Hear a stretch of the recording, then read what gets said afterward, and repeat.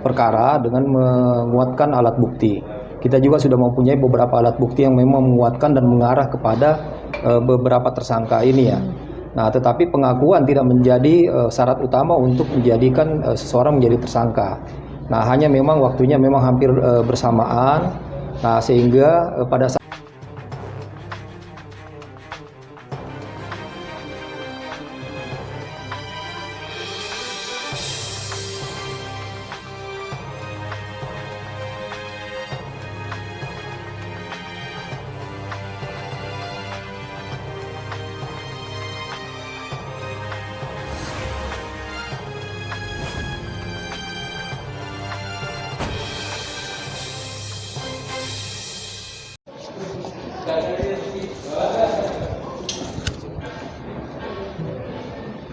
Apa?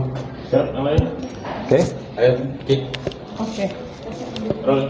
Pak Kabit, bisa dikonfirmasi ini penetapan tersangka pakai Handphone turun di handphonenya, Bang. Nah, Oke. yuk. Bisa dikonfirmasi Pak terkait dengan penetapan tersangka yang kasus pembunuhan Subang. Ya, alhamdulillah terkait dengan pengungkapan kasus Subang pada tanggal 17 kemarin sudah ditetapkan 5 orang tersangka, di mana 2 sudah dilakukan penahanan, yaitu saudara D dan saudara Y.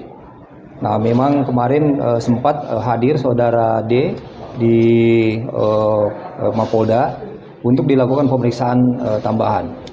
Nah, sementara memang kita melakukan pendalaman karena ini kan memang harus dirangkai kembali terkait peristiwanya, kemudian memperkuat kembali kesaksian-kesaksian dan melengkapi beberapa pemeriksaan-pemeriksaan, sehingga memang kita belum melakukan rilis atau mengungkap secara penuh kepada publik. Kehadiran saudara D di Mapolda itu atas panggilan Polda atau beliau datang dengan alasan lain, Pak? Jadi memang saudara D datang pada tanggal 16 Oktober ya. Datang bersama pengacaranya, memang datang untuk menyampaikan terkait dengan inisiasi untuk menjadi justice kolaborasi. Tetapi dari pemeriksaan sebelumnya pada tanggal 19 September sudah dilakukan pemeriksaan terhadap saudara D ini dan memang sudah ada pengakuan di dalamnya. Jadi atau sudah ada hasil keterangan yang memberikan data bahwa memang kejadiannya tentang siapa-siapa pelaku semua sudah disampaikan. Jadi memang kita sudah mendapatkan data yang cukup kuat ya, termasuk D sebagai salah satu tersangka. Jadi penetapan 5 orang tersangka ini setelah dia memberikan informasi kepada penyidik begitu Pak? Memang kita juga berusaha melakukan pengungkapan perkara dengan menguatkan alat bukti. Kita juga sudah mempunyai beberapa alat bukti yang memang menguatkan dan mengarah kepada beberapa tersangka ini ya. Nah, tetapi pengakuan tidak menjadi syarat utama untuk menjadikan seseorang menjadi tersangka. Nah, hanya memang waktunya memang hampir bersamaan. Nah, sehingga pada saat itu kita tidak melihat bagaimana dia datang atau menilai bagaimana posisinya dia, tetapi kita sendiri sudah mempunyai data yang bisa menguatkan terhadap kelima tersangka tersebut, termasuk saudara D ini. Informasinya kemarin D ini datang untuk jadi justice kolaborator. Apakah itu diterima oleh pihak kepolisian? Masalah justice kolaborasi ini kan itu nanti akan ada segmennya sendiri ya, dengan syarat tertentu. Nah, di mana memang kita sendiri dalam penyidikan berusaha untuk melakukan pengungkapan dulu dan siapa-siapa yang terlibat di dalamnya. Nah, kalaupun misalnya memang ada kontribusi dari yang bersangkutan, nanti itu akan menjadi pertimbangan di penyidikan nanti. Penetapan tersangka terhadap 2 orang itu dasarnya apa? Tentunya alat bukti yang sudah cukup ya. Nah, sehingga penyidik punya keyakinan bahwa memang ada keterkaitan antara kejadian dengan TKP dan juga kepada tersangka, sehingga keyakinan penyidik ini dijadikan sebagai dasar untuk menetapkan seseorang sebagai tersangka, termasuk kedua atau kelima tersangka ini. Dengan penetapan itu apakah sudah ada pihak yang ditahan, Pak? Jadi sudah 2 orang yang ditahan, yaitu saudara D dan saudara Y.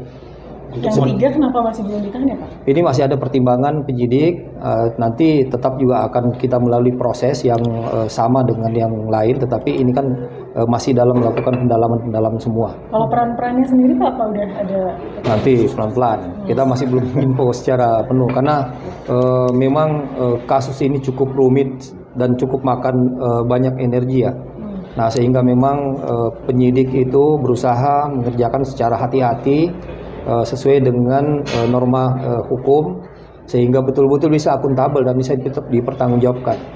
Berbagai hal yang kita lakukan seperti memeriksa saksi kurang lebih sekitar 216 saksi, kemudian 218 saksi, kemudian kurang lebih sekitar 118 alat bukti yang diperiksa. Nah, kemudian 3 bulan terakhir memang penyidik cukup agresif melakukan pemeriksaan secara intens terhadap beberapa saksi dengan pemeriksaan tambahan dan juga saksi baru, di mana kurang lebih 47 saksi diperiksa kembali di 3 bulan terakhir. Kemudian dari beberapa saksi-saksi yang lain termasuk tersangka-tersangka ini juga dilakukan pemeriksaan berulang. Nah, ini terus siang malam dan secara estafet penyidik juga bergerak dari beberapa TKP dan juga beberapa lokasi yang dimungkinkan bisa dilakukan pengungkapan. Nah, memang kami mohon maaf tidak menginformasikan dan juga penyidik tidak menginformasikan selama 3 bulan bekerja karena memang berharap bahwa proses ini tidak terganggu, sehingga memang sangat minim informasi yang kita berikan kepada publik. Namun alhamdulillah dengan pengungkapan perkara ini, insya Allah setelah semuanya kita dudukkan, kita lengkapi semua proses pemeriksaannya, akan kita informasikan secara lengkap kepada publik nantinya. Hubungan pelaku ataupun tersangka terhadap korban kemudian inisialnya bisa dikonfirmasi, Pak? Ini ada 5 tersangka, namun inisialnya memang kita belum buka dulu secara penuh, tetapi memang ada keterkaitan di antara mereka. Keterkaitan seperti apa bisa dijelaskan, Pak? Ada hubungan keluarga ya. Bang, dari hasil pendalaman nih, yang kedua tersangka ini ada motif apa yang dalam mereka itu? Termasuk motif, ya kami juga melakukan pendalaman kembali. Nanti setelah lengkap pemeriksaannya nanti akan kita infokan kembali. Tapi apakah peran D ini Pak, kehadirannya dengan menyerahkan diri itu memberikan kontribusi terhadap penetapan tersangka? Masalah penyerahan diri ini itu adalah salah satu wujud kalau misalnya memang ada kontribusi ya.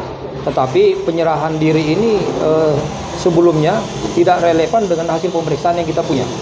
Nah, pemeriksaan yang kita lakukan memang sebelumnya sudah ada hasil keterangan-keterangan dan juga sudah ada alat bukti yang didasarkan dengan scientific investigation yang dimiliki oleh penyidik.